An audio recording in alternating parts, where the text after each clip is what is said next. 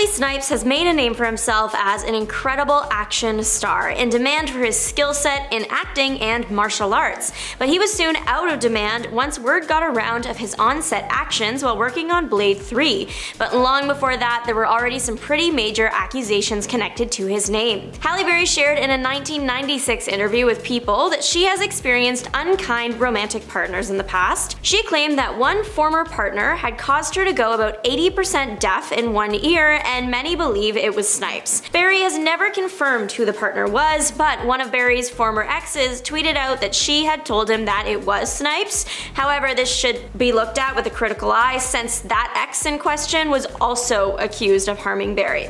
Snipes and Berry dated in 1990 for a short period after working together on Jungle Fever. When Berry was filming Strictly Business while dating Snipes, a production assistant claimed she was crying all the time. So no matter what happened between Snipes and Berry, the relationship was not a good look for him. It came out later that he can be equally as hard to work with on set. While working on Blade 3 alongside Ryan Reynolds, Snipes allegedly stayed in the Blade character the whole time. Reynolds is of course a known jokester, so that, mixed in with the stoic nature of Blade, is hilarious on screen, but wasn't so hilarious in person. It probably didn't cause too many problems though, since Snipes was allegedly rarely on set. They allegedly let Reynolds improv a lot in the film simply because his scene partner wasn't there. Snipes also allegedly only communicated with the director via post-it notes. All this definitely led to an interesting movie. Sandra Locke's career in the 70s was huge, and she wasn't just an actress, but a director too. She starred in films alongside Clint Eastwood, and the pair hit it off and dated for quite a while. Unfortunately, the pair would break up in 1989, and the aftermath dragged on for a few years, leading to disaster for Locke's career. Eastwood had more pull in Hollywood than Locke did. Soon Locke wasn't getting much work. While it has never been confirmed, many people, including Locke, believe that Eastwood had a hand in this unofficial blacklisting, because after the breakup, her working life went up in flames and his was completely fine. It wouldn't come out until years later that Locke wasn't the only woman Eastwood had allegedly mistreated. Before dating Locke, Eastwood was married to Maggie Johnson, and according to Eastwood's friend, Fritz Maines, he didn't treat her very well. In the book, Clint, The Life and Legend, there is a quote from Maines about how Eastwood mistreated his wife one time, knocked her clear from the living room into the tub in the bathroom, is what it reads. Eastwood denies these claims, and him and Johnson are apparently still friends, actually, and celebrated holidays together years later, according to their children. So do with this info what you will. Charlie Sheen, who you may know from 2.5 Men, has a confirmed history of not being very nice to his partners. Actress Denise Richards let us know who this man is a long time ago. In May of 2006, she filed a restraining order against her husband, Charlie Sheen. The pair had 2 young children together, and according to the order, Sheen could only see the children if it was a supervised visit. Otherwise, he had to stay 300 yards away from them and their mother, Denise Richards, at all times.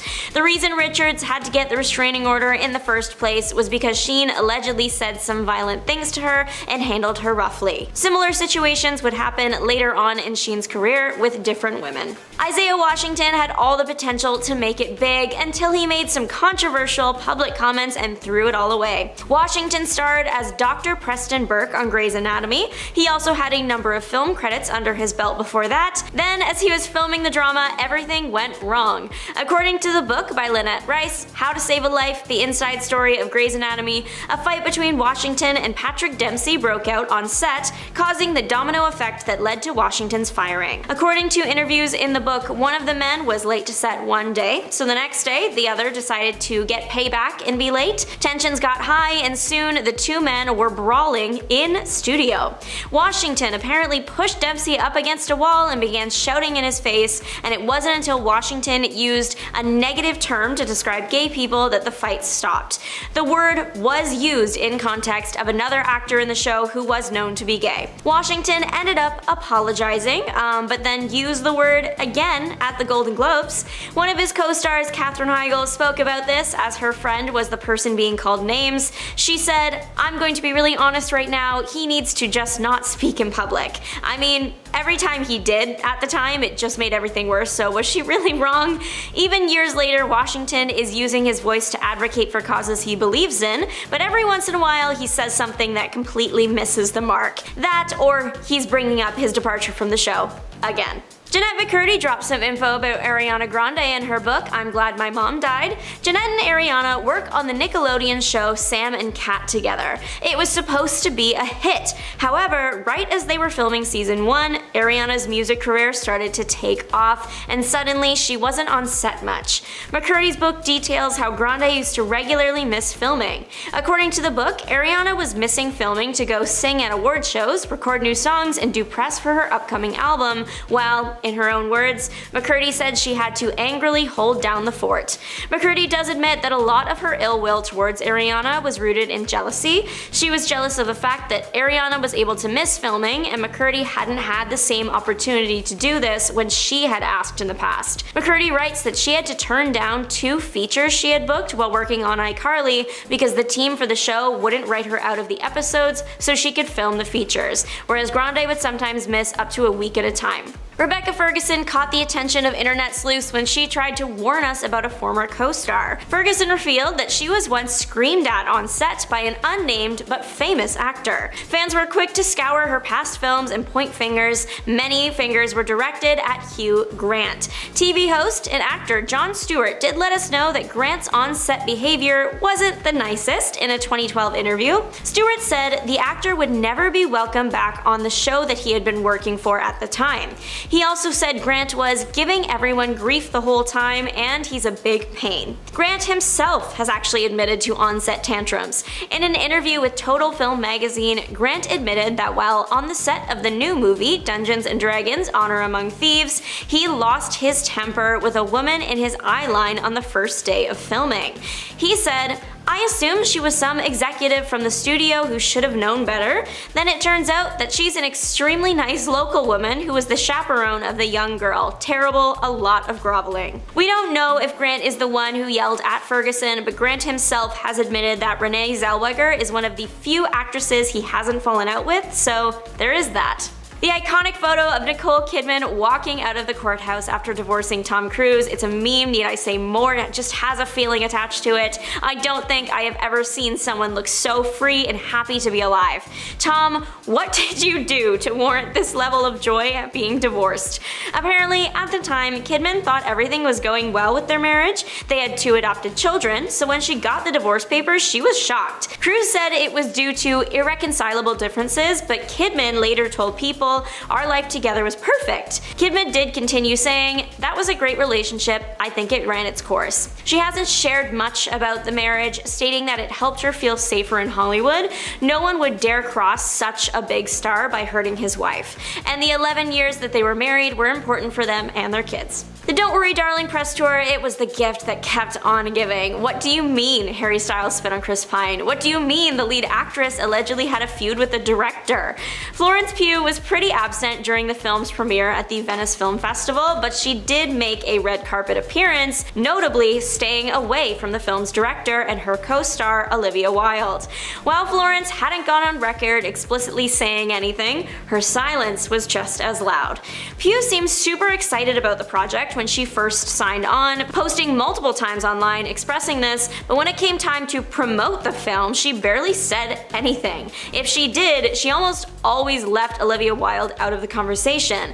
The few times Pugh had spoken about the film, it seemed like she was contradicting something Wilde said. A big sore spot that came up even before filming started was around the casting of Shia LaBeouf. LaBeouf had been accused of quite a few bad things by ex-FKA twigs, and Florence allegedly did not feel comfortable working with him. At first, Olivia came out saying that she agreed and that's why he was fired. However, LaBeouf came forward and basically said Olivia was lying, sharing screenshots and a video from Wilde that made it seem like she was actually on his side. Around when these got released, Florence confirmed she would not be promoting the film with Wilde. There was also this rumor floating around for a while that Florence allegedly took on more directorial duties during filming, as Wilde was preoccupied with Harry Styles. That is yet to be, and probably never will be, confirmed. James Franco has found himself in hot water as 5 women have come forward accusing him of inappropriate misconduct, but we should have seen this coming if his past past behavior on film and TV sets is anything to go by. Busy Phillips let us know the kind of person James Franco is from the beginning.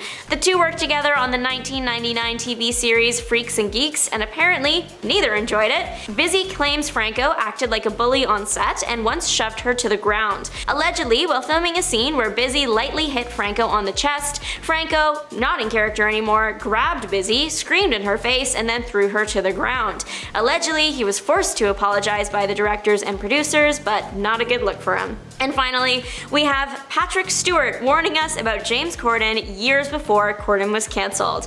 It's no secret that the talk show host is no longer as loved as he once was, partly due to oversaturation of media, but also due to stories about the way he behaves when the cameras are off. Today, we have heard stories of Corden screaming at restaurant staff and acting in a rude manner, but Patrick Stewart called out Corden for this behavior a long time ago at the 2010 Glamour Awards.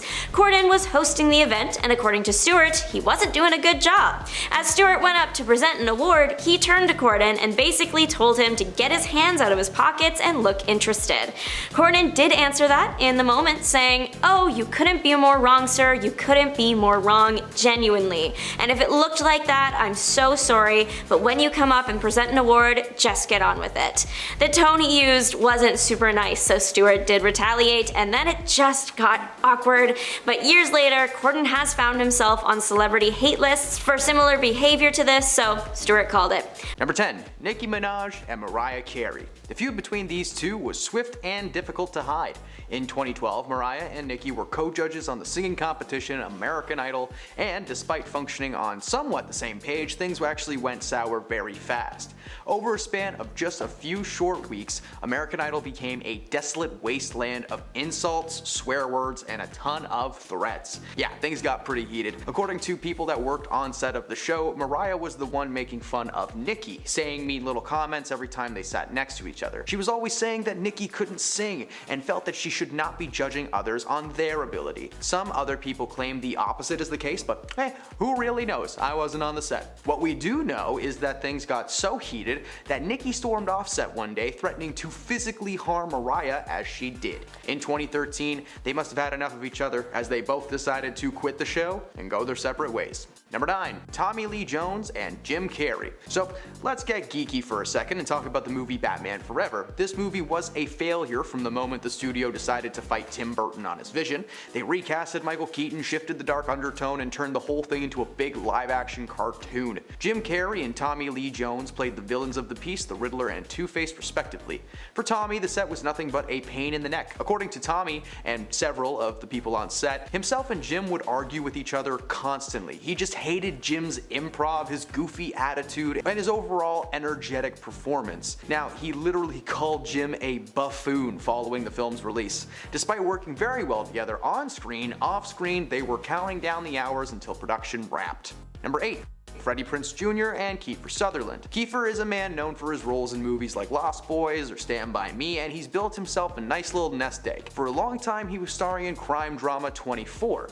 A lot of celebrities made small cameos and recurring roles on that show, but in 2010, Scooby-Doo alumni Freddie Prinze Jr., and yes, I know he's been in other stuff, but that's how I know him, was casted as Cole Ortiz. Despite the massive success of the show, the job actually left him scarred and admitting that he hated every second of it. According to Freddie, Kiefer is just an unprofessional dude that he hated working with.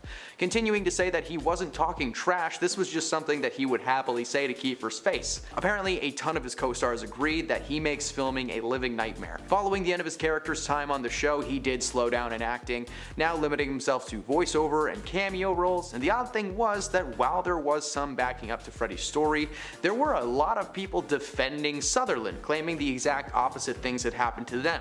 Some say that he's the most professional man in the world, and some say that he is someone you gotta watch out for, so I don't know, let's get some hashtags going. Hashtag Kiefer good, bad, see which one wins. Number 7. Chevy Chase and Donald Glover.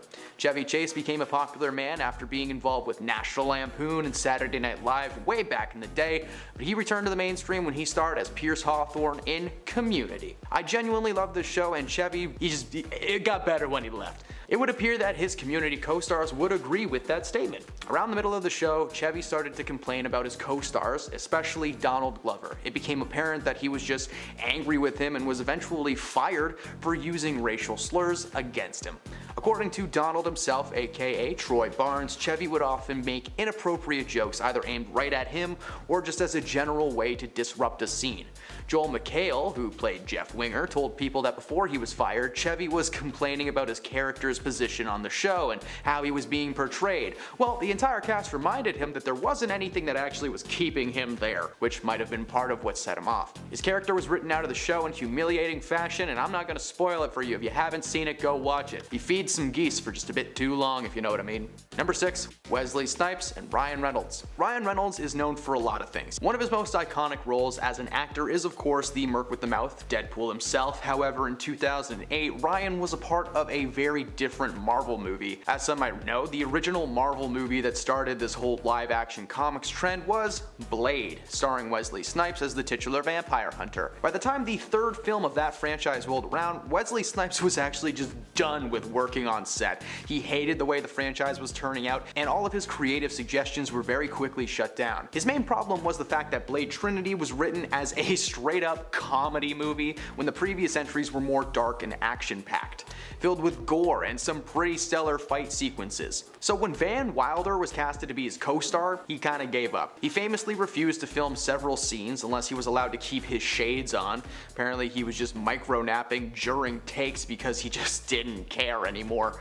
Ryan Reynolds played a big part in his difficulty enjoying the film. Apparently, Reynolds just made it his mission to make Wesley snap. He'd constantly do bits, push things too far, make stuff up on the set. At the end of the day, Blade Trinity ended up burying the franchise, and it was one of the most chaotic and toxic film sets probably ever. Number 5.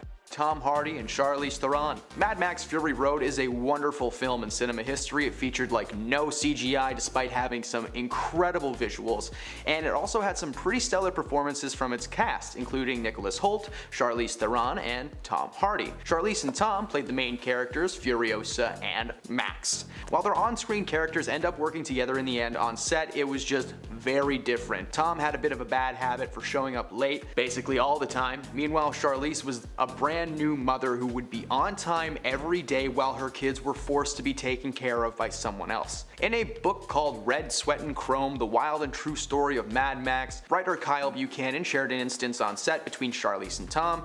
Everyone was on set, 8 a.m., ready to go, except for Tom. But to make a point, Charlize took her place and stayed there for 3 hours until Tom finally showed up. She didn't move a muscle, and according to the crew, she was beyond furious. When Tom finally showed up, she asked him how he could be so disrespectful. They said that they should fine the See You Next Tuesday $100,000 for every minute that he held up the crew. She didn't say See You Next Tuesday, but the word she did say set Tom off. He rushed up to her and pulled out the whole "what did you just say to me" thing, because he's a big tough guy and he can't hear well.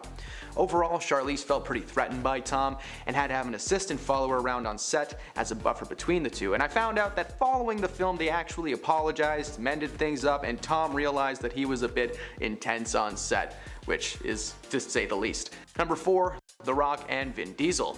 Dwayne and Vin first met on the set of the 5th Fast and Furious movie. This was Vin Diesel's 5th movie while it was Dwayne's first, not just in a franchise, but in the acting world in general. At first, everything was okay with these guys on set. Fast 5 was pretty good, it made a lot of money, and they asked Dwayne to come back for 2 more movies. However, something changed. In 2016, in a now deleted post, he called out one of his fellow Fast 7 co-stars a candy. He actually said a word that rhymes with grass. Rumors started to fly that he was more than likely referencing Vin Diesel.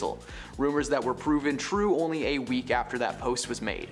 Following the premiere of Fate of the Furious, Johnson posted to Instagram thanking all of his fellow cast and crew, but he left Vin Diesel out of that thank you. It was later confirmed by Fast and Furious co-star Michelle Rodriguez that there was a massive amount of tension on the set of the film. They were buddies at first, but as time went on and the franchise evolved, so did their egos. They fought constantly over who should receive more screen time, who the real lead of the franchise was, all that fun toxic masculinity. To keep both actors happy, Johnson was given a spin-off in which he co-starred with Jason Statham, and Vin Diesel was left right where he belongs with his family, probably making Fast 21 right now. Number 3. Jennifer Grey and Patrick Swayze. Jen and Patrick have starred in a few movies together, most of which were made in the 1980s and are still talked about to this day. Before starring together in the classic 1987 flick Dirty Dancing, they were featured in the film Red Dawn. According to Jennifer, the set was a nightmare for her. While their characters were okay on screen, off screen, Pat was apparently pulling pranks on crew and cast left and right. She said that he was a very alpha individual and acted a lot like a socially unaware jock. She told the director that the things that he was doing just made her uncomfortable and it was just a bit too much. Following Red Dawn, they parted ways for a while but got back together for Dirty Dancing, something that actually almost didn't happen. Jennifer screen tested with Patrick and knew that there was something there, but that she just wasn't into the idea of working with this guy one-on-one. During the audition process, Patrick took Jennifer aside and with tears in his eyes, he apologized for his actions, telling her that this film could only work if they were on the same page. According to Jennifer, the moment following their interaction was when he lifted her up into the air for the first time, and that was it. Nobody else could have been in this movie. There is actually a sequel to the original film in the works, but no current release date is public. Number 2, Rachel McAdams and Ryan Gosling. The Notebook is of course considered to be one of the best romantic movies ever made. Oddly enough, this on-screen couple actually did not get along at all while they were filming. They'd constantly fight on set and had completely different ideas on how most of the scenes should play out. One day in particular was pretty exciting for anyone not involved. Ryan called over the director and demanded that Rachel be replaced by another actress because the way she was reading her lines just didn't work for him. In front of 150 crew members, he was like, "Rachel isn't giving me anything, get her out of here." The two would constantly yell on set, and that was probably one of the worst days. Their toxic on-set feud somehow morphed into a relationship. They were together for like 2 years, and anyone who worked on the set blames them for constant schedule setbacks and just making an overall bad work environment. And at number 1, Janet Hubert and Will Smith. Will Smith got his big break in the acting world thanks to the success of The Fresh Prince of Bel-Air, a show that was fantastic and followed Will as the titular prince living with his family in Bel-Air, surrounded by cousins, uncles, and Aunt Viv. In season 1, Aunt Viv was played by a woman named Janet Hubert Whitten, but as a lot of people know, she was recasted because an on-set feud with Will just went way too far. According to Will, Janet just saw him as a bad guy, you know? She had been in the business for years when Will suddenly popped into her life. She held a lot of jealousy towards him because he just kind of walked into town and got a job, which is what happens when you're good at acting, I guess. She was trying to convince the producers of the show to give her character more screen time and let her breathe, but of course they said no because it's not the Aunt Viv show. She fought back hard, but it was ultimately decided that she would be asked to sit out for the rest of the series, and she got replaced by Daphne Maxwell Reid, who is the legendary Aunt Viv that we all know and love. Kim and Khloe Kardashian are co-stars on their reality show, but more importantly, they're sisters who know how to fight with each other. Now, in one of the most recent episodes of The Kardashians, the sisters clashed over Khloe's parenting, with Kim suggesting that Khloe's 2 kids rule her life. Now, this came about after Khloe turned down a trip to Paris for Fashion Week because she wanted to be at home with her kids. Now, the episode also documented their family vacation to Aspen, which took place in January of this year.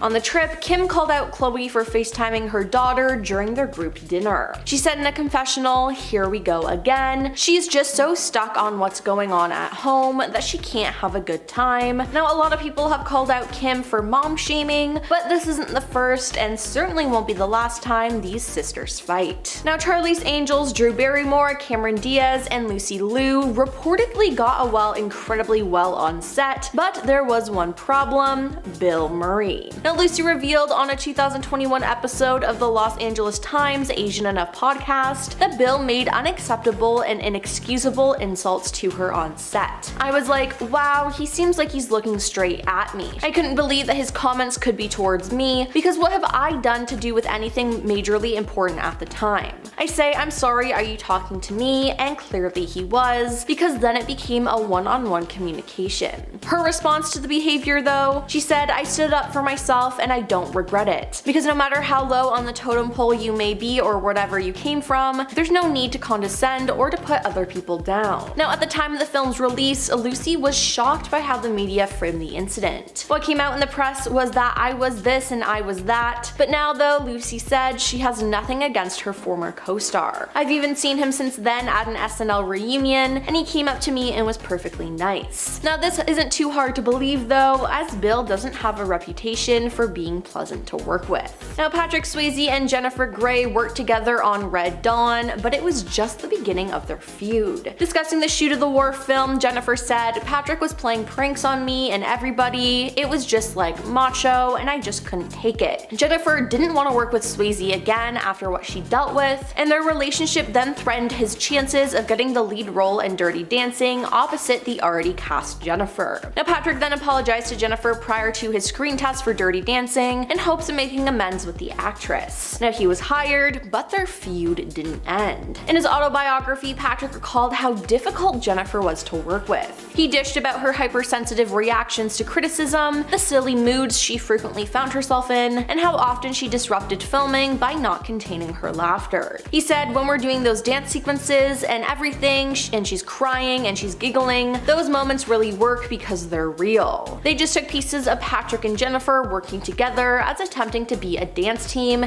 and my frustration. My real frustration. I'm trying to keep this girl serious, I'm trying to keep her from crying, trying to keep her focused, to get past her fear and her ego. Now, Meryl Streep and Dustin Hoffman played feuding exes in Kramer vs. Kramer, which seems similar to their off-screen dynamic. When Meryl first heard about the film, she was mourning the death of her boyfriend, fellow actor John Cazale, who died in 1978. Now, according to a 2016 book about her life, her again becoming Meryl Streep, Dustin slapped Meryl across the face, taunted her about the recent death of John, and even shattered a wine glass next to her without telling her. He was goading her and provoking her, said producer Richard Fiskoff, using stuff that he knew about her personal life and about John to get the response that he thought she should be giving in the performance. Now, Meryl told the New York Times, "It was my first take in my first movie and he just slapped me." Now, that wasn't the only time he mistreated her, as he threw a wine glass against a wall near her head, raised his voice, and criticized her. Now, afterwards, Dustin tearfully blamed his inappropriate on-set behavior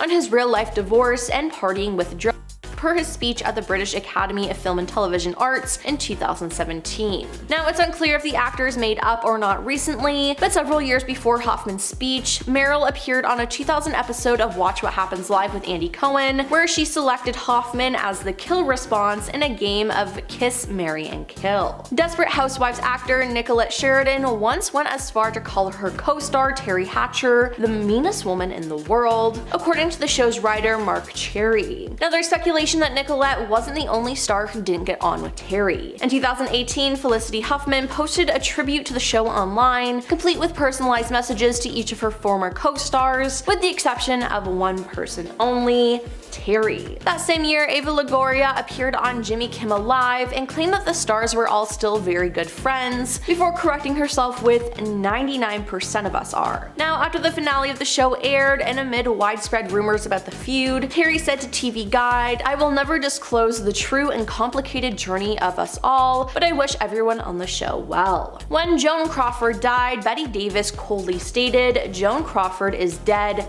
Good." Now, the pair were huge stars in the 30s, 40s, and 50s who just happened to despise each other. Now, there were many reasons for their rivalry, including jealousy over a man and many attempts to undermine each other's careers. Now, despite their decades-long feud, they signed on to co-star in 1962's Whatever Happened to Baby Jane. Now, this might not have been the best idea though. While shooting a scene where Betty's character beats Joan's, Betty was reported to have hit Joan so hard that she needed stitches. Later, it was said that Joan got revenge by wearing a wrestler's belt in a scene where Betty, who had back problems, was supposed to drag her across the floor. Now, the feud went on for years after that, and it was so well known that their story was made into a TV show. Some examples of them feuding was the release of Betty's film Ex-Lady was overshadowed by the news of Jones's divorce, and then there was the love triangle involving another actor, professional grievances, there were public and private jabs, and this was a rivalry that lasted until Jones his death. Now, although these co-stars Ryan Gosling and Rachel McAdams eventually ended up dating, it wasn't love at first sight with the pair. The Notebook director Nick Cassavetes spoke about their feud in an interview, saying, "They were really not getting along one day on set, and Ryan came to me and he's doing a scene with Rachel and he says, 'Would you take her out of here and bring in another actress to read off camera with me?' He says, I can't do it with her, I'm just not getting anything from this." Now, Ryan wasn't alone, as Rachel had the same feelings towards him. Eventually, the pair were sent away to sort out their differences. Nick said, "We went into a room with a producer, they started screaming and yelling at each other.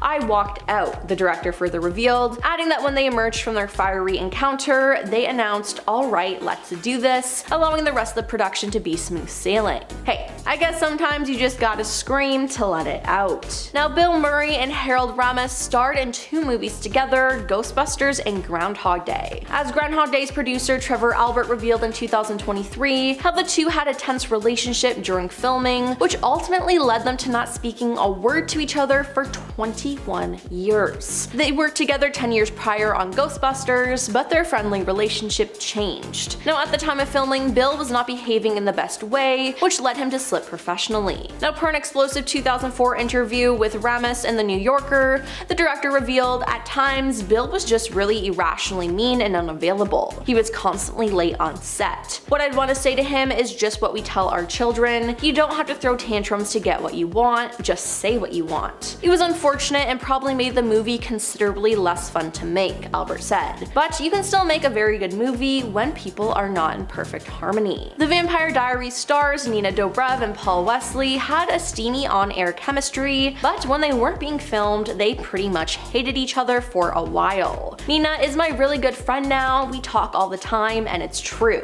When we first started shooting The Vampire Diaries, we totally clashed. Creatively, it just wasn't in sync," the actor told Entertainment Tonight. "We're basically driving each other insane, and then after a few seasons, we developed this absolute mutual love." Now, it was Nina who first revealed that the pair didn't see eye to eye when filming the teen drama, saying in June 2019 that the pair actually despised each other. "We really just didn't get along the first maybe 5 months of shooting. Now, thankfully though, they smoothed things over and they get along now and are friends." Despite being 2 of the 4 surviving cast members of the original Star Trek series, William Shatner and George Takei are still feuding. George previously told the New York Times that William was not a team player on set. He said, "The rest of the cast all understood what makes a scene work. It's everybody contributing to it, but Bill is a wonderful actor and he knows it, and he likes to have the camera on him all the time." Then in 2021, after George mocked Shatner's trip to space, he retaliated by telling Page Six, "There's a psychosis there must be something else inside George that's festering, and it makes him unhappy that he takes it out on me. Why would he go out of his way to denigrate me?